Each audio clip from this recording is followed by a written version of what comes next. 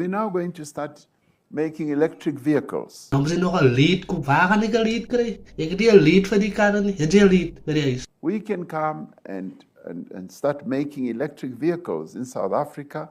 Als je mij koopt 10 rand zijn petrol units. Hoe lang gaat het over een dag? 10 rand zijn petrol units. And create a network of charging infrastructure. Die elektrische karren, weer loadsharing kosten die weer met de generator en solar panels rondrijden. Maar dan maar een powerbank krijgen voor een kar.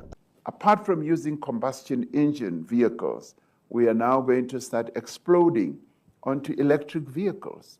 Nou, zeg maar dat je Eskom kar en is loadsharing level 1.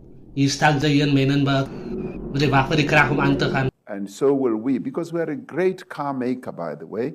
We make vehicles that are sold in the United States. Ik heb nog een beetje wacht voor je elektrische kar, maar er was laatst week loadsharing geweest. Level 1 loadsharing, zo elektrische kar is nog hier niet, maar dan zit die elektriek om elektrische karren te maken. Imagine die.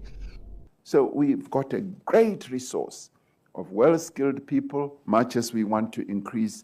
Waar ga ik mijn paai kopen als hij niet meer petrolstations is? Waar ga ik mijn paai aan die aankoop als ik van die Zola kom als hij niet meer petrolstations is? Waar ga ik mijn paai krijgen?